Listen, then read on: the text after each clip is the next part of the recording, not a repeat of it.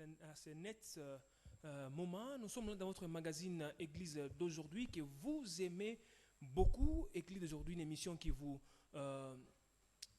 inspire, une émission qui vous donne la conduite, la marche chrétienne. Nous sommes là dans cette émission. Nous recevons pour vous le pasteur David Christian Mboum. Il est ici avec nous. Il va nous parler aussi de la part du Seigneur avec un thème bien et précis. Bonjour papa. Nous sommes très contents de vous voir aujourd'hui. Merci beaucoup. Amen. Mhm. Amen. Alors, nous sommes dans votre magazine, comme je l'ai dit tout à l'heure, Église d'aujourd'hui. Nous allons parler aujourd'hui de l'état des églises d'aujourd'hui. L'état des églises d'aujourd'hui. Pourquoi l'état des églises d'aujourd'hui par rapport à l'église primitive? Parce que nous voyons beaucoup de choses qui se font, qui se passent dans nos églises actuelles. Maintenant, nous allons nous situer. Où sommes-nous aujourd'hui par rapport à l'église primitive? Pasteur, est-ce que ce thème ici vous dit quelque chose? Aujourd'hui, comme nous sommes les gens de l'église. Amen. Alors, pourquoi l'église d'aujourd'hui est différente de l'église primitive? Bon, ce qui est vrai, l'église est passée dans différentes époques. Ce que je vais soutenir, c'est que à chaque époque, l'église doit se relever à la dimension de l'époque. Et quand nous parlons de l'époque, nous voyons la société. Ce qui fait que si la société est différente, ce n'est pas la même société du temps de l'église primitive, ce qui fait que l'église doit aussi manifester la différence, mais que cette différence soit positive, pas une différence négative. Alors, l'état des lieux de l'église d'aujourd'hui. Est-ce qu'on peut faire un état des lieux de l'église d'aujourd'hui? Ouais. Bon, nous trouvons qu'il y a beaucoup de choses à corriger. Beaucoup de choses à corriger. Parce que l'église d'aujourd'hui, c'est comme la Bible dit en 2 Corinthiens chapitre 11. Si nous commençons à passer du verset 13, il y a beaucoup d'infiltrés. Ce qui fait que l'église existe. La vraie église de Jésus-Christ. La vraie église qui travaille avec le Saint-Esprit. Et l'église avec de vrais serviteurs de Dieu. Mais à un certain moment, l'église est devenue intéressante dans la société parce que les gens cherchent les embauches. Il y a des gens qui se sont embauchés eux-mêmes dans l'église, dans les choses de Dieu, dans les milieux évangéliques. Alors, c'est ce qui nous amène à déplorer beaucoup de choses. C'est que d'un côté, il y a la vraie église, de l'autre côté, il y a des infiltrés qui ont amené une église parallèle qui n'est pas la vraie, et cette église est à la base de beaucoup de critiques.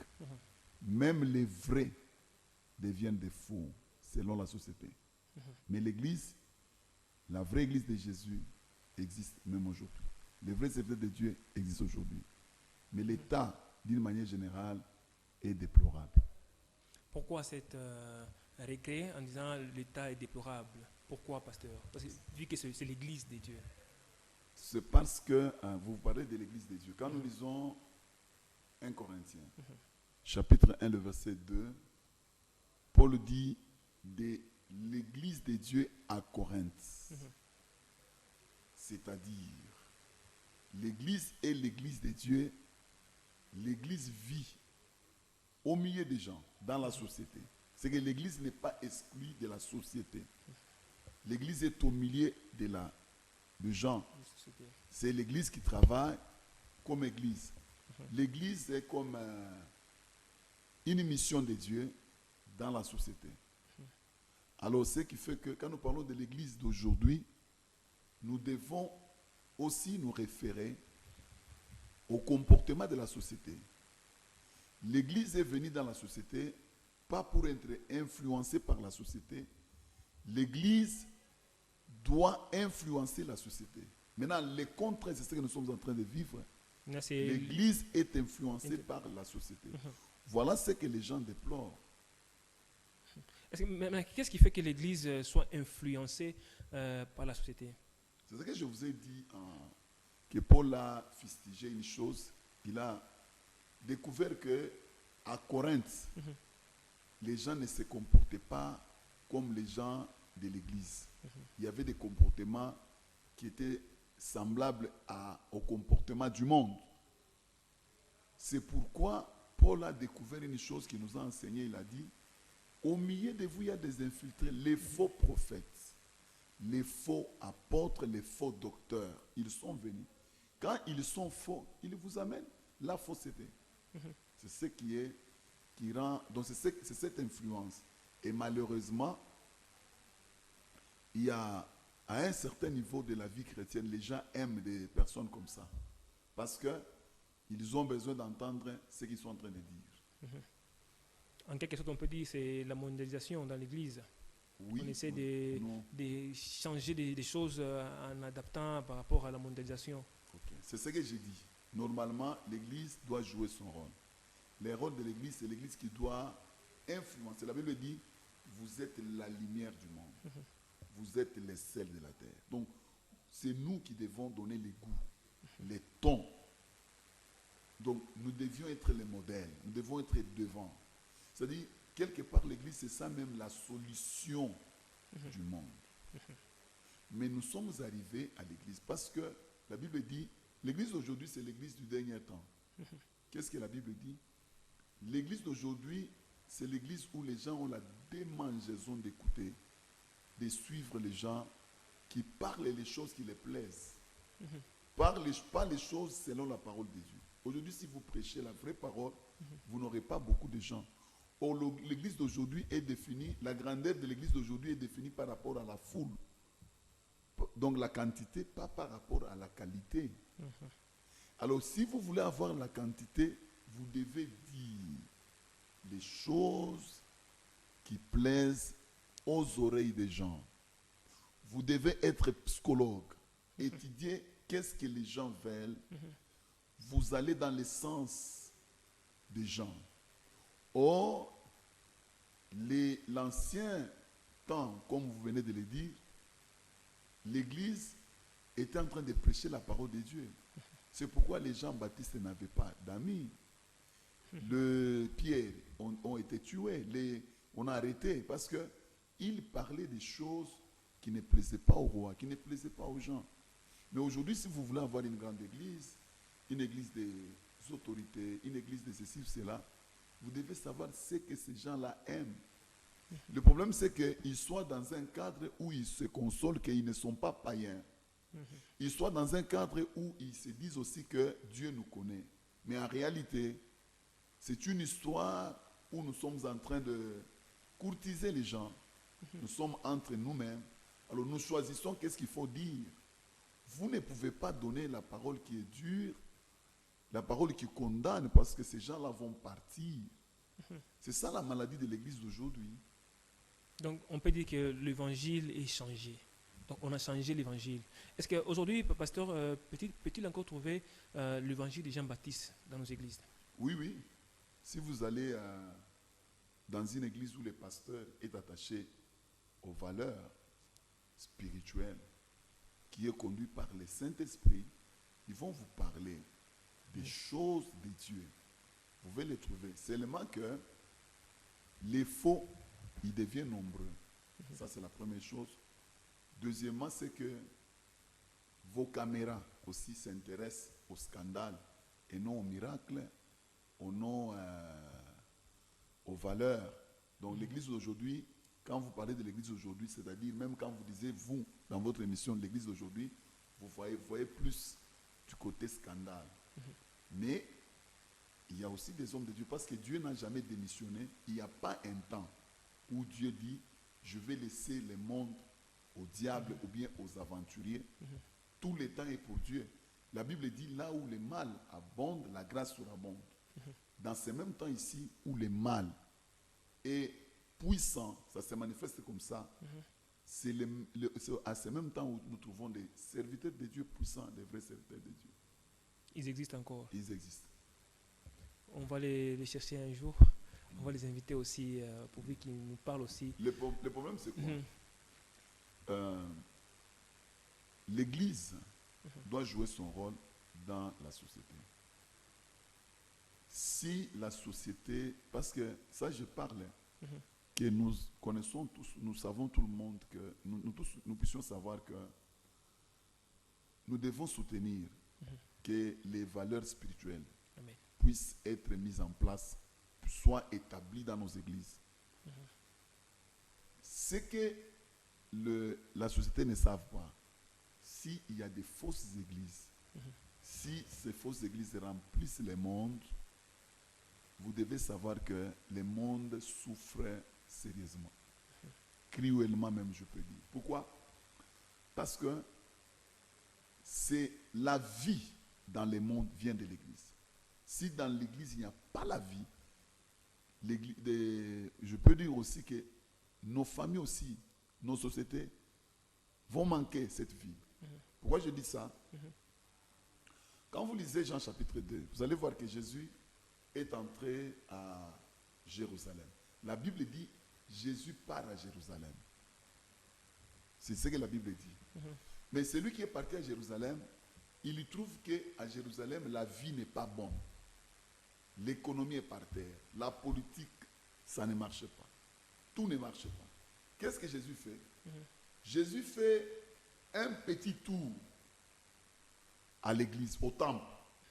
Donc Jésus a compris que si ici ça ne va pas, la vie n'est pas bonne, l'économie ne marche pas. Jésus dit, ce n'est pas d'abord un problème du gouvernement, c'est un problème de l'église. Parce que c'est la vie spirituelle Qui influence, qui influence la vie la vie matérielle. matérielle. Jésus est parti, il est arrivé au temple, le constat est malheureux. Il y trouve le temple qui a des vendeurs en train de vendre des histoires. Même comment on peut dire, les sacrificateurs qui sont des pasteurs, ils sont complices. C'est eux qui favorisent cette vente. Cet endroit soit un endroit de vente et non de prière. Jésus dit, voilà pourquoi ça ne marche pas dans la société. Donc frère, il faut savoir, même quand nous allons dans des églises, nous jouons, nous amenons nos enfants, nous, notre consolation, c'est que j'étais parti à l'église. En réalité, c'est de là où viennent nos vies. Il n'y a pas de vie dans nos maisons, il n'y a pas de vie dans nos sociétés, il n'y a pas de réussite dans nos projets si à l'église ça ne marche pas. Donc on doit enseigner aux gens, si vous partez à l'église, vous devez savoir que vous allez à la source de votre vie.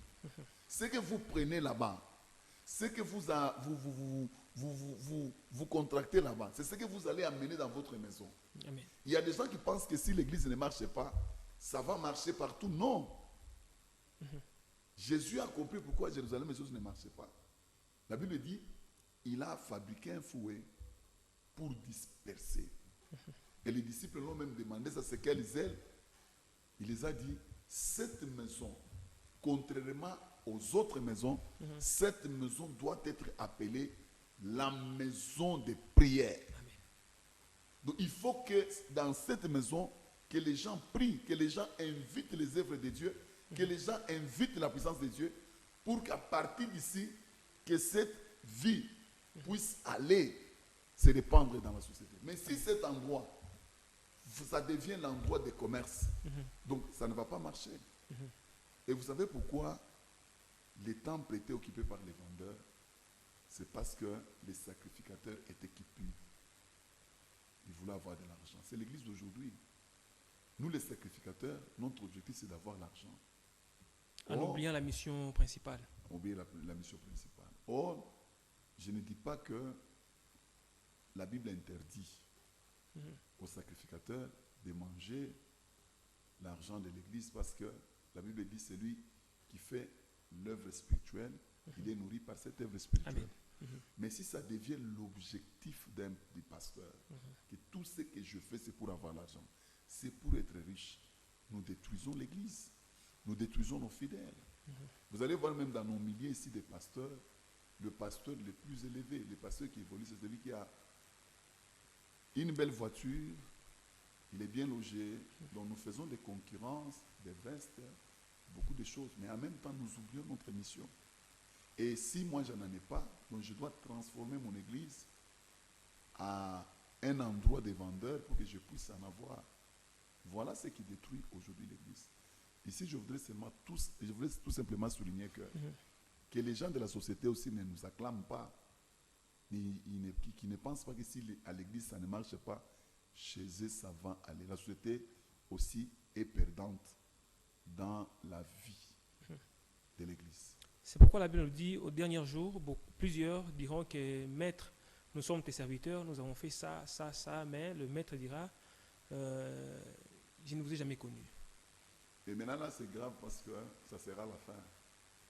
Vaut mieux connaître maintenant qu'on arrange au lieu d'arriver à la porte. Vous voulez entrer, qu'on vous dise que ce n'est pas cette porte que vous avez choisie. La porte était autre.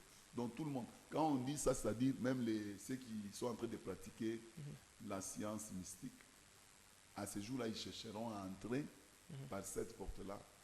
Or, cette porte-là va refuser, va refouler beaucoup de gens parce qu'ils n'étaient pas de cette porte-là. Alors c'est pourquoi moi, sur ces messages-là, sur ces versets-là, j'ai dit tout simplement, c'est aujourd'hui qu'il faut s'amender, pas à ces jours-là, parce que là, ça sera trop tard. Donc, si on vous dit, on ne vous a jamais connu, donc on va vous montrer, on ne va pas vous dire, retournez dans le monde, allez vous amender, vous connaissez maintenant que vous n'étiez pas de Jésus. Mais c'est mieux de connaître aujourd'hui, parce qu'aujourd'hui, vous pouvez changer. C'est comme quelqu'un qui a un billet d'aller à Kinshasa, or il a l'envie d'aller à Mbujimaï. C'est vaut mieux changer quand vous êtes dans la ville qu'arriver à l'aéroport, l'avion est en train de faire les taxis et vous arrivez à l'avion, vous dites, et l'avion est en train de prendre les gens, vous arrivez, vous dites, non, non, moi les billets, vous dites, non, ce n'est pas cet avion, votre avion est déjà parti, ça sera trop tard. Je préfère que nous puissions connaître ces choses aujourd'hui et que nous nous amendions, que l'Église joue son rôle, les pasteurs influencent l'Église, parce que ce qui est vrai aussi, c'est quoi? Chaque Église prend la forme du pasteur, du sacrificateur qui est là. Donc si à l'église ça ne marche, ça ne va pas, c'est que c'est les pasteurs qui influencent négativement son église. Donc les pasteurs ont un grand rôle, ont une grande responsabilité de l'état de leurs églises. Alors, rapidement, avant de passer à autre chose, pasteur, quelle est la mission principale de l'église? La mission principale de l'église qui doit influencer le monde ou la société? La mission principale, oui. La mission principale de l'église, c'est prêcher l'évangile. Vous savez que Dieu a créé l'homme. Il a donné la terre. Depuis les jardins d'Éden, l'homme a été séduit. Depuis qu'il a cette séduction-là, l'homme est dévié. Et depuis l'Ancien Testament, Dieu a commencé à envoyer les gens, les prophètes, pour récupérer l'homme. Le problème de Dieu, c'est de récupérer l'homme qu'il avait créé dans sa volonté et que l'homme a été séduit. Depuis ces jours-là jusqu'à aujourd'hui, Dieu fait ce même travail. Donc la mission primordiale, c'est que l'homme retourne à son Créateur. C'est ça l'évangile que nous prêchons, que les gens retournent à Dieu. Alors, pasteur, une autre question. On a vu, c'était avant-hier, on a vu les diacres, les anciens, les évangélistes, les pasteurs, en train de fêter aussi le Saint-Valentin. Est-ce que l'Église aussi peut célébrer cette fête-là? Est-ce que les chrétiens aussi peuvent y participer? Bon, là, je ne suis pas dans la Bible, là, je vais parler selon moi, en tant qu'homme de Dieu, et puis je suis un homme spirituel. Je crois que d'abord, nous devons aller dans la signification de la fête. La fête, c'est-à-dire Saint-Valentin, c'est-à-dire la fête des amoureux. Bon, je crois qu'il y a des choses, on les fait juste pour rappeler à ceux qui ont perdu l'amour, de retrouver l'amour qu'ils ont perdu, parce que la vie du couple demande d'abord qu'on soit assis sur l'amour. Mais si je suis conscient que je dois entretenir mon couple avec l'amour, je n'ai pas besoin d'un 14 février pour fêter Saint-Valentin. C'est comme je m'excuse, je vais aller très loin. C'est comme le 8 mars, journée de la femme. Mon épouse, un jour, l'avais taquiné pour demander, tu ne fêtes pas le 8 mars. Elle me dit, moi, tous les jours sont mes jours. Amen. Parce que je ne vois aucun jour spécial. Tous les jours, je vis très bien. Je suis dans la joie, je suis libre. Donc, je ne vois pas pourquoi je vais fêter le 8 mars. Donc, il y a des dates, c'est juste pour chercher une occasion de fête. Normalement, même les anniversaires, tout ce que nous faisons, tu vois, il y a des choses qui ne sont pas importantes si vous n'êtes pas spirituel. Donc l'essentiel, ce n'est pas ça l'essentiel. Tout le monde peut fêter, mais ce n'est pas ça l'essentiel. Mais c'est quoi l'essentiel? Hein? C'est quoi l'essentiel? L'essentiel, c'est est-ce que vous êtes sûr? Donc par exemple, sur la fête de Saint-Valentin, vous fêtez comme ça, vous portez des rouges noirs, vous faites des cadeaux, et puis le 15, vous retournez, l'amour est parti. Non, c'est pas ça. D'abord, pour le mariage, moi je crois que c'est être enamouré tous les jours. C'est ce qui est essentiel. Moi, je n'ai pas besoin de 14 février. Mais aujourd'hui, dans l'église d'aujourd'hui, on voit les pasteurs. Mais aussi, ce que je peux dire, nous aimons trop de blagues, trop de distractions. Alors, ce qui fait que nous pouvons saisir n'importe quelle occasion pour se réjouir, parce que nous aimons nous réjouir du monde. Nous cherchons la jouissance du monde, tout simplement. C'est ce que moi je trouve. Donc on ne peut pas l'introduire dans l'église. Non. Pourquoi? Parce qu'on voit aujourd'hui, dans l'église d'aujourd'hui, les pasteurs introduisent ça dans l'église, ils enseignent aux gens de fêter et les gens aussi en profitent. Bon, si vous parlez aux gens qui sont spirituels, simplement, si ça vous profite, je crois que si vous, mais ceux qui fêtent et ceux qui ne fêtent pas, devant Dieu, ça ne dit rien. Ceux qui fêtent, si vous trouvez que c'est une occasion, vous avez besoin, parce que c'est comme nos jours d'anniversaire. Vous voulez seulement fêter. Comme les days nous surprend, on ne programme pas les days arrivent, nous commençons à pleurer, puis une semaine ou bien 3 jours après, nous dispersons les gens, nous rentrons dans le normal. Bon, je crois que les gens peut-être, ils peuvent avoir aussi raison de chercher des jours de fête.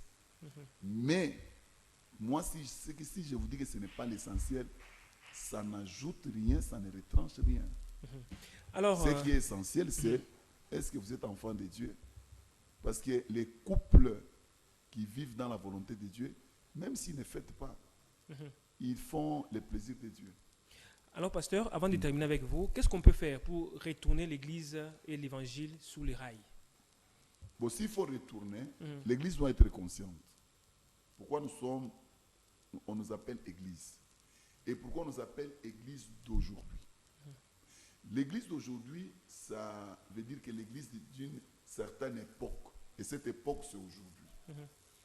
Quand nous parlons du temps, parce qu'aujourd'hui c'est le temps, quand nous parlons du temps, nous voyons, nous faisons la référence aussi de la société, c'est comme je vous ai dit. Quelle est la mentalité d'aujourd'hui dans le monde? Comment le monde se comporte? Alors l'Église de Dieu doit s'élever au niveau de donner la solution à la société. C'est ça, l'Église doit jouer son rôle. Donc, si nous voyons comment le monde d'aujourd'hui, la société d'aujourd'hui se comporte, la première chose, nous devons nous dire, nous ne sommes pas influençables par la société, nous devons chercher une vie chrétienne pour influencer la société. En d'autres termes, pour donner la solution aux problèmes qui accablent la société et le monde. Nous pouvons nous élever en tant qu'Église pour donner la solution aux problèmes que même les gouvernements cherchent, même les problèmes de la guerre, même les problèmes de la réconciliation. Nous pouvons, en tant qu'Église, nous donnons la solution. Nous pouvons donner la solution. Maintenant, nous ne pouvons pas donner la solution si on ne se trouve pas, entre les mains de Dieu. Alors c'est ça, c'est pourquoi l'Église doit retourner à Dieu. Et pour retourner à Dieu, nous devons retourner dans la Bible, la parole de Dieu. Qu'est-ce que la Bible dit? Comment la Bible nous recommande la conduite si nous marchons comme ça? Alors pour les pasteurs, les évangélistes, ils doivent enseigner la vraie parole. Ils doivent encadrer les gens selon la justice de Dieu. En faisant comme ça, on réussit ça peut être la solution pour récupérer l'église. Merci beaucoup, pasteur. Le sujet est un peu vaste, on a peu de temps, parce que là, c'est l'heure du journal. On va revenir prochainement avec le même sujet, la même question ou le même sujet pour faire comprendre aux fidèles, ceux-là qui nous suivent. Ils aiment savoir. Merci beaucoup. Nous sommes arrivés à la fin de notre magazine Église d'aujourd'hui. Je vous dis merci beaucoup et merci beaucoup à Moïse Boisbois. Merci beaucoup à Jean-Marc Kassongo. Nous retrouvons la semaine prochaine avec le même réel plaisir. Merci.